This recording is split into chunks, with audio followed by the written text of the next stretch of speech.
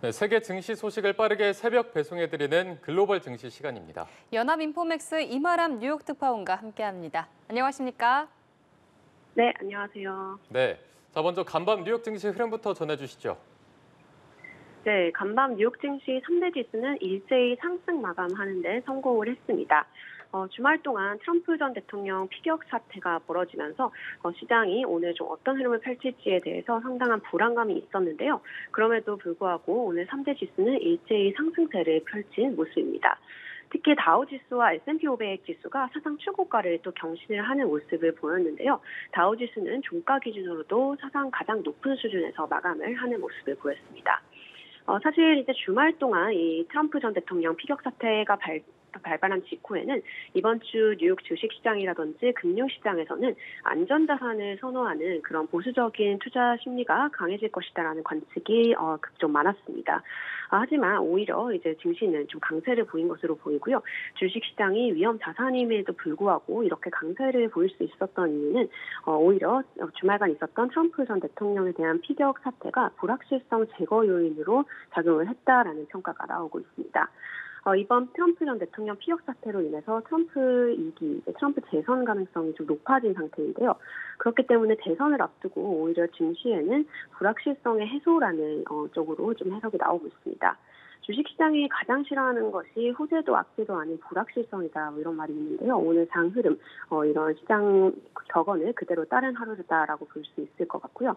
오늘 뉴욕 증시에서는 에너지와 금융주 그리고 산업주, 부동산, 통신, 기술주가 상승하는 모습 보였습니다.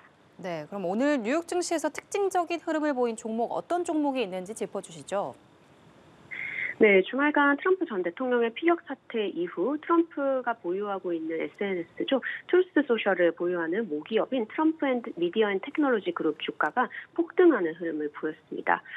트럼프 미디어 앤 테크놀로지 그룹 같은 경우는 이제 장중에 주가가 50% 이상 폭등을 하는 모습을 보였고요. 약 한 달 만에 가장 높은 주가를 다시 한번 썼습니다. 뿐만 아니라 이 종목에 대한 거래량, 주식 거래량 역시 지난 5월 이후 가장 많은 수준이었다라고 집계가 되고 있습니다. 뿐만 아니라 좀 오늘 이슈가 있었던 종목들이 있는데요. 지난 주말 이제 트럼프 전 대통령 피격 이후 일론 머스크 테슬라 CEO는 트럼프에 대한 지지를 공식화했습니다. 자신의 X를 통해서 이 같은 내용을 밝혔고요. 이렇게 머스크가 트럼프에 대한 지지를 발표한 가운데 테슬라 주가가 오늘 장중에 많이 올랐습니다. 장중 한때 테슬라 주가가 7% 정도 급등을 했었고요. 상승폭을 많이 되돌렸지만 여전히 전거래일 대비 1% 이상 높은 수준에서 상승 마감하는 모습 보였습니다. 트럼프 전 대통령 피격 사태로 굉장히 좀 시선이 옮겨간 하루였지만 뉴욕 증시 기업에 상장된 기업들의 실적 발표도 이어지고 있습니다. 오늘 골드만삭스와 같은 금융주들의 실적이 발표가 이어졌는데요. 골드만삭스 같은 경우는 실적이 예상치보다 좀 좋은 수준으로 나왔고요. 주가는 2.5% 정도 상승하는 모습을 보였습니다. 이번 주에는 많은 금융주 그리고 지역은행주의 실적이 발표가 예정되어 있고요. 주요 기술주 중에서는 넷플릭스가 실적을 보고할 예정입니다. 네, 지금 트럼프 전 대통령 피격 사태로 트럼프 전 대통령의 당선 가능성이 높아졌다는 평가가 나오고 있습니다. 이로 인한 주식시장 영향은 어떨 것으로 예상이 되고 있나요? 네, 일단 단기적으로 봤을 때 오늘 하루 주식시장만 봤을 때는 오히려 3대 지수가 상승하고 사상 최고치를 쓰는 이 불확실성 해소에 오히려 안도하는 이런 흐름이 나타났습니다. 하지만 만약에 트럼프 전 대통령이 재집권할 경우 증시에 장기적으로는 긍정적인 영향을 미칠지 혹은 부정적인 영향을 미칠지에 대해서는 월가 전문가들의 의견이 엇갈리고 있습니다. 일부 강세론자들 같은 경우는 트럼프 전 대통령이 탈규제를 추구하고 또 월가의 친화적인 어떤 특성이 있기 때문에 트럼프 전 대통령이 다시 당선되는 것은 증시 강세 재료다라고 이제 보는 분석가들도 있고요. 일각에서는 이제 트럼프 전 대통령이 다시 집권을 하게 된다면 보호무역주의가 귀환하고 관세가 다시 도입될 것으로 예상이 된다라고 보고 있습니다. 이 관세가 이제 부과가 되면은 다시 이제 인플레이션이 좀 올라갈 수 있는 이런 위험이 있는데요.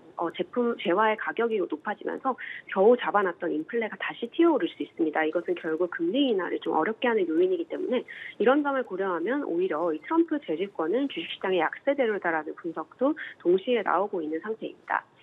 지금 월가 전문가들은 트럼프 전 대통령의 피격 사태를 넘어서서 그럼 트럼프 전 대통령이 재집권했을 때 어떤 종목, 어떤 어떤 섹터에 좀 투자를 해야 되는가에 대해서 좀 집중을 하고 있습니다. 월가에서는 이것을 트럼프 트레이드라고 부르고 있는데요. 통상적으로 트럼프와 관련된 수혜주로는 에너지 기업이 꼽히고요. 또 민영 교도소, 신용카드 회사, 건강보험 회사 같은 회사들이 트럼프 전 대통령과 관련된 수혜주로 꼽힙니다. 반면에 재생에너지라든지 기술주는 좀 트럼프 집권 하에서 상대적으로 약세를 보일 수 있는 기업으로 주목을 받고 있는 상태이고요.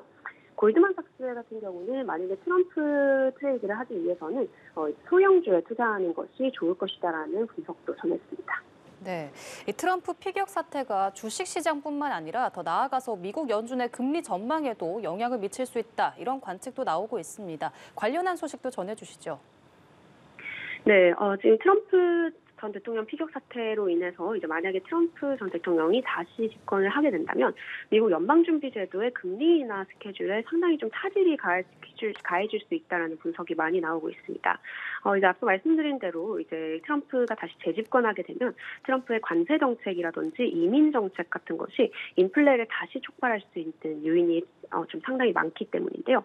이에 따라서 지금까지 겨우 잡은 인플레이션이 다시 되돌려주고 연준의 금리 인하가 좀 어려워질 수 있다는 분석이 나오고 있습니다. 앞서서 골드만삭스는 만약에 트럼프가 다시 재집권한다면 금리를 5번 인상을 해야 될 것이다. 이런 분석까지 내놓은 바 있고요.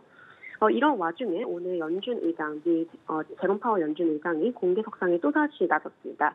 지난주 의회 증언에 이어서 이번 주에도 이제 공개 연설에 나섰는데요.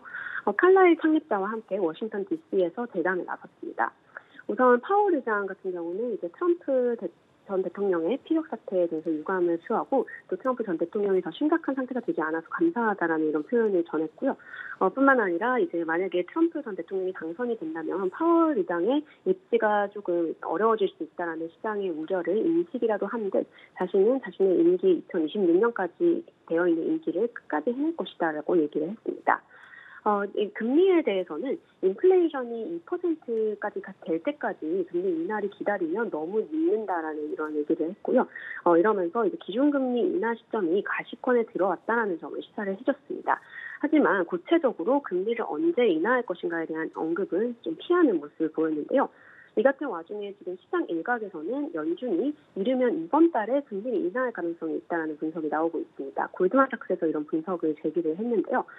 지금까지 실업률이라든지 경제 지표, 특히 물가 같은 것을 보면 지금 현 시점에서도 연준이 봤을 때는 금리를 내릴 수 있는 근거가 충분할 것이다라는 주장을 펼쳤습니다.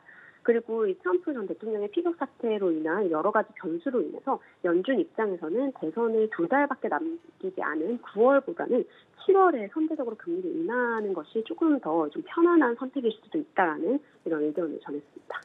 네, 글로벌 증시 상황 알아봤습니다. 연합인포맥스 이마람 뉴욕 특파원과 함께했습니다.